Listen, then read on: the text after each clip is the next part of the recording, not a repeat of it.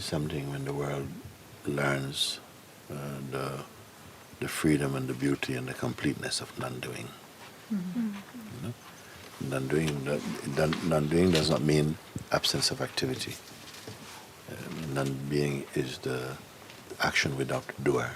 You know, and don't teach it like too much like that as a philosophy, but more like from the place of observing.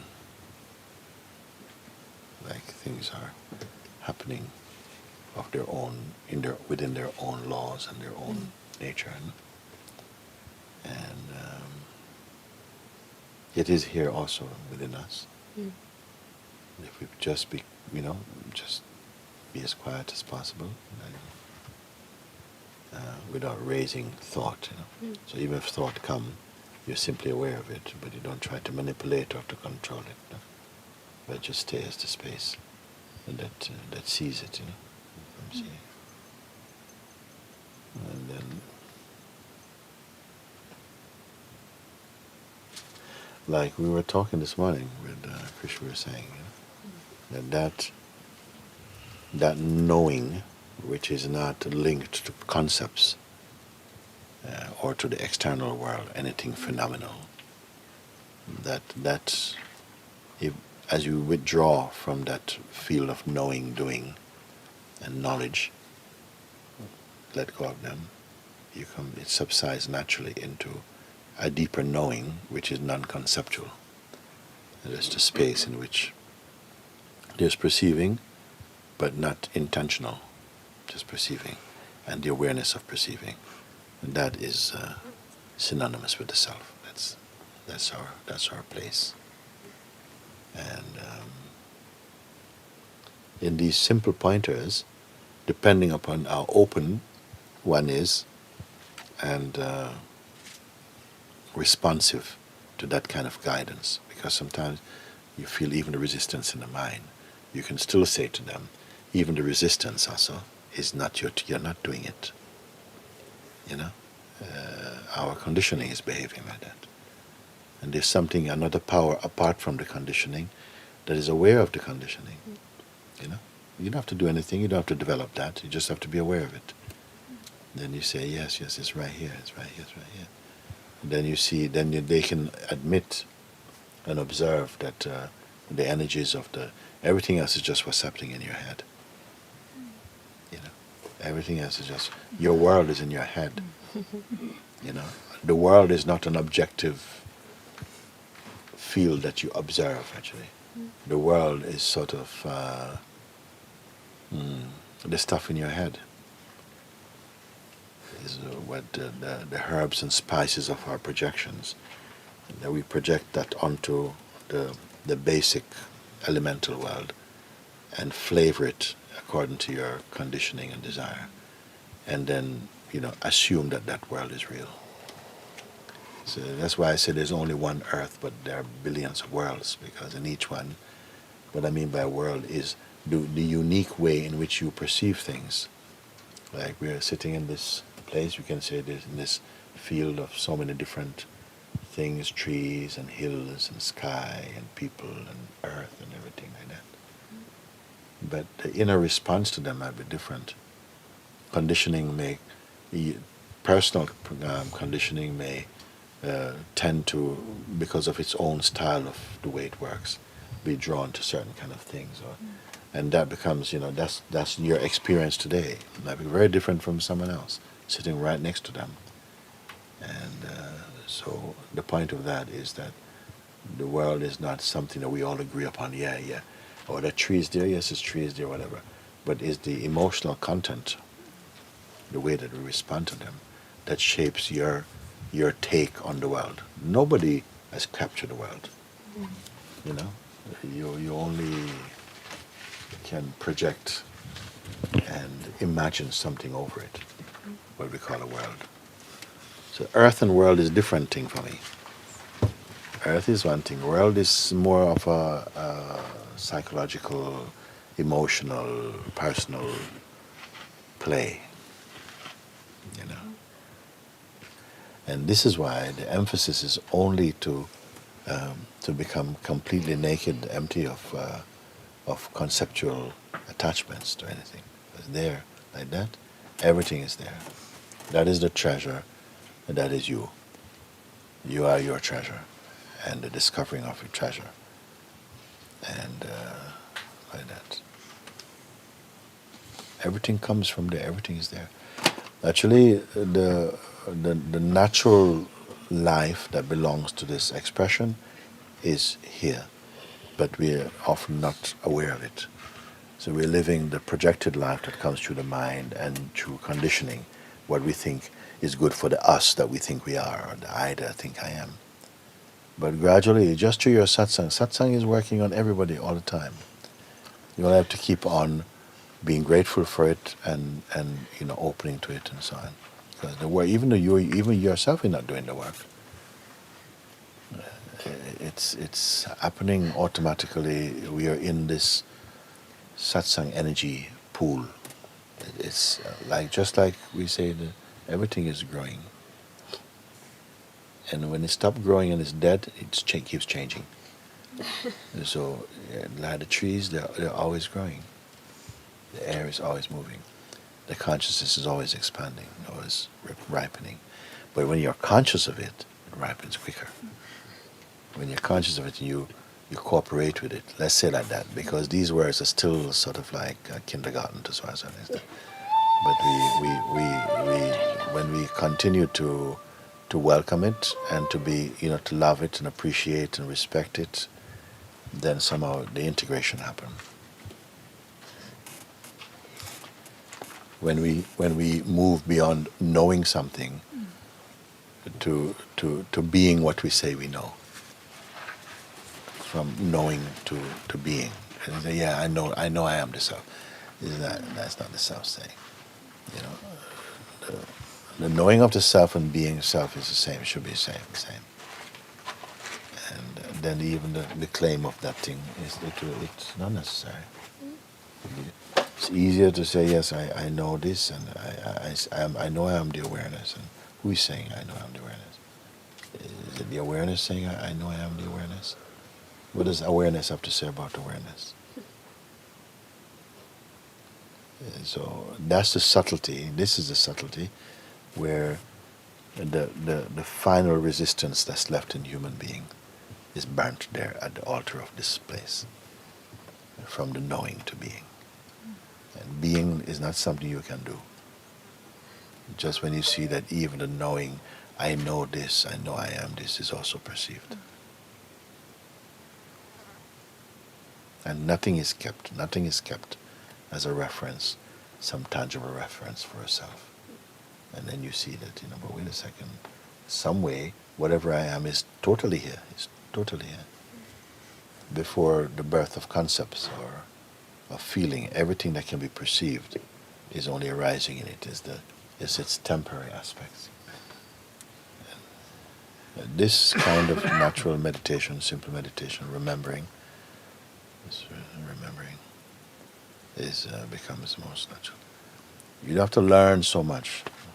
One time I was looking at even a Sufi saint was talking about the different things. And sometimes it's okay to hear the different subtle layers of the construction of the universe and of the subtle plays and how the body came into being and how the quintessence of the elements were first arriving there.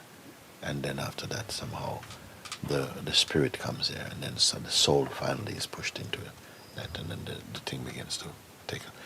We can learn a little bit about it, but you don't have to learn so much about that. The true self-awareness doesn't have to go through that. Otherwise you start to learn the mind, so this is what happened, and so. But I'm talking about neat and direct, that all of what's happening in the mind, even auspiciously, is phenomenal to that which allows seeing to be recognized also. You stay with that. It's not that we're trying to come to a place where we are there but not doing. It's neither doing nor non-doing. It's beyond that. Because non-doing implies a non-doer. You see? So beyond this thing, and not beyond spatially, but subtly. Then you see that because what the people are afraid of, the ego mind is afraid of, is to have activities removed from you. But the activities are pure. It's only the activities that are driven by egoic identity that is impure. And you cannot stop activity. The cosmos create activity. The life force can manifest activity. Activity is not ego. You see, that's a mistake we make. Is that somehow, but if I come to that place, I have the non-doer, then when I sit on the shelf like some stone Buddha or something, you mistake completely. Then you're in the cosmic activity. You can perceive, but without confusion, in a unitive perceiving, not the way the ego wants ownership and praise and blame, and not without that. Can you imagine? Can you feel without it? Every time we come back to that place before concepts, you find it's already here. Before you came back to it, it's already here. When we come back to whatever came back to it, it's already there. And that which is already there, that's the one who is here, and that's what you are. And that has no conflict with activity. Activity is very necessary for it in its manifestation, but it's activity perceived from the purest unity.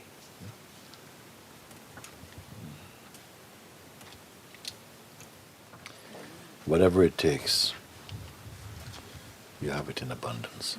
You have to make use of it. Because it's not like, how much we have learned in the world and how much strenuous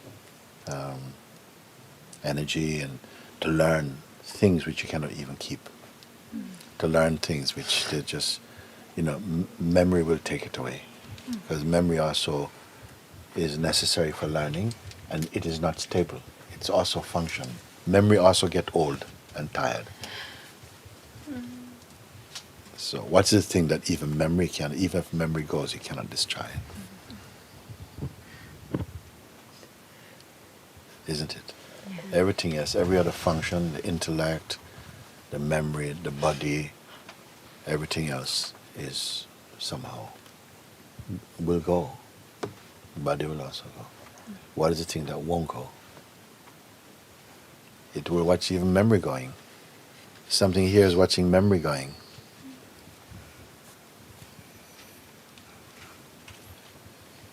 So that is the thing, simple, when our pointers have become so simple. I say, no, don't try to learn too many things because you're going to forget them anyway. Find the thing that is before remembering and forgetting. Then remembering and forgetting also, they are traffic. Where is that? Where has that ever gone? Where does it ever come from? And so the focus is simple. Nevertheless, the momentum, the force of habits from the mind, don't just walk away. They're going to keep coming. And it's good that they come, because if they don't come, you might feel like, well, I've transcended and everything. So when they come, they show you, whoa, we still have some, some work. And what is the work? Actually, is just to keep looking and see that was seen to come. And to acknowledge, register, confirm, and render your seeing that, but it's just this. Somehow we have to meditate on it, to stay with it until the efforts to stay also go. To stay meaning that you can leave. You have to be in that place that has no counterpart. That you can come or you can go. You can, before all of these. And where is that and when is it? It's always been. When doesn't matter to it. It's before every when. And every place, everywhere, it's already here in this. And then what to do? Who's been asked the question? It or something else?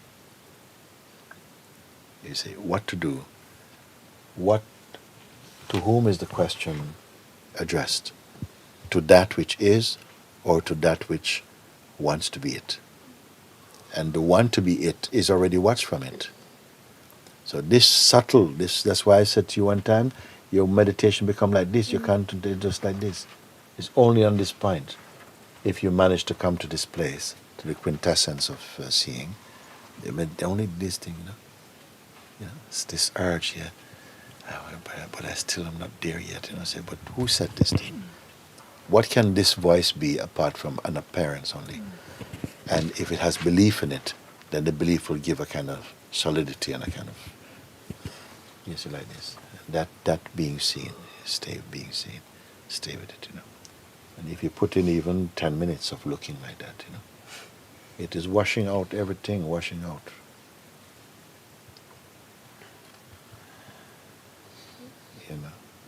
Every other knowledge. When I say we go beyond knowledge, it's not you saying, oh, knowledge is rubbish.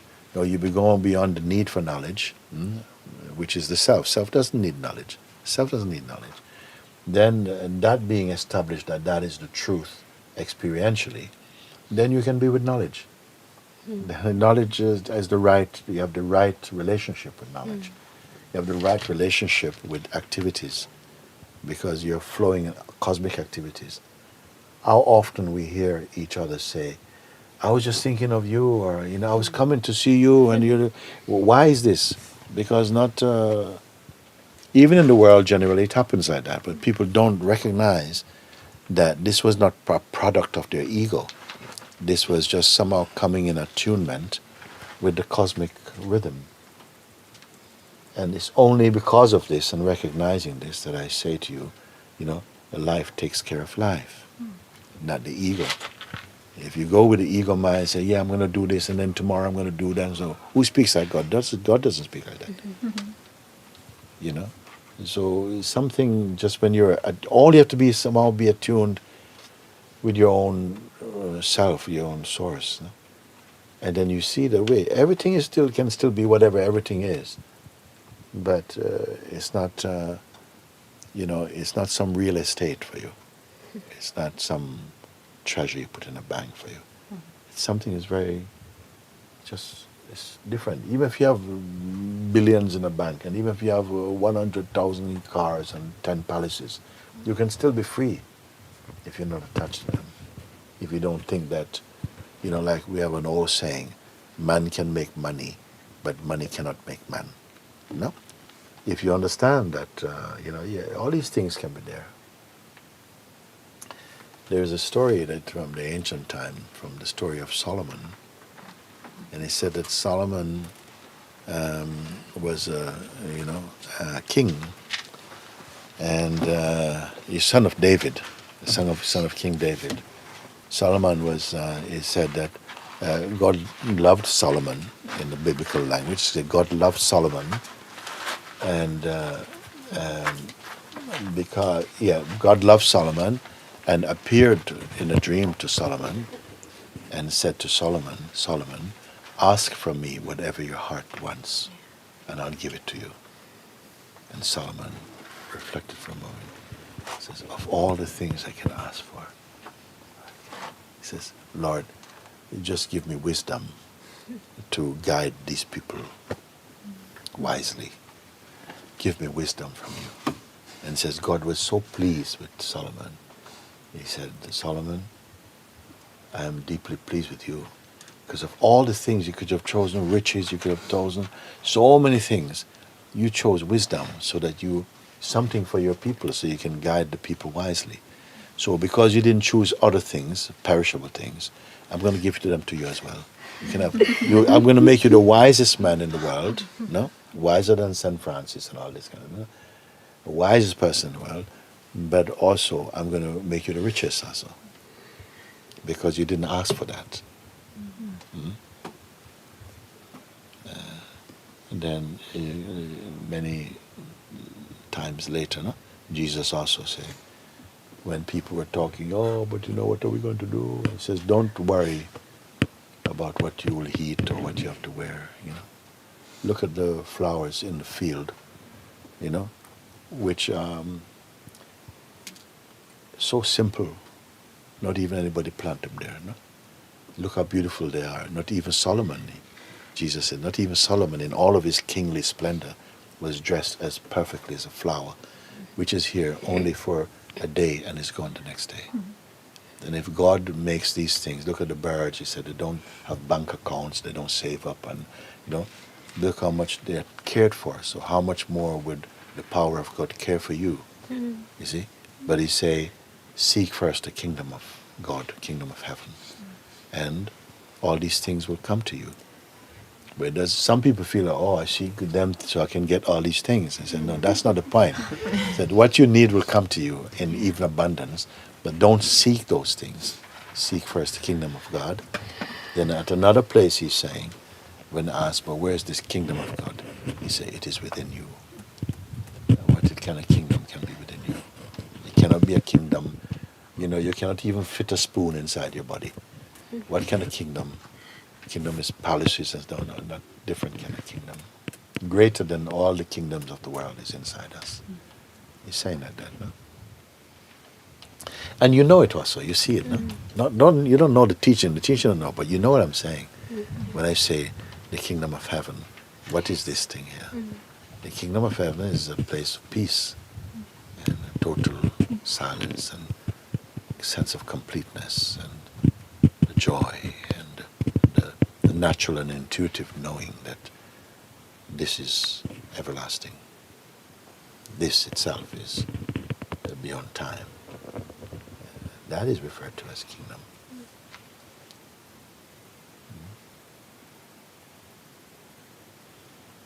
But if the kingdom of God is within you, who are you? Understand? For whom is kingdom then? Why you need kingdom? Even. So look what these reflections, when you reflect upon them, look what happened to you. Right now, right here. What has to be here for you to perceive kingdoms? Consciousness has to be there. And even you are conscious right now. So consciousness is the wish-fulfilling tree. No? What is aware even of consciousness also? And do we have to go to books for these answers?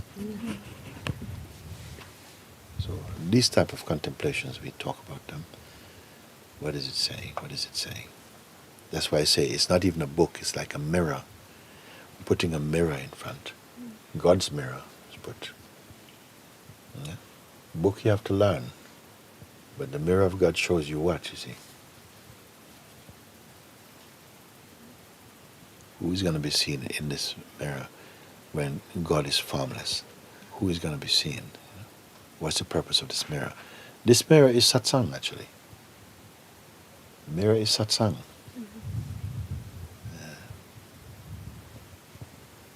Who is in this mirror? You. You're there, but not the flesh and blood one.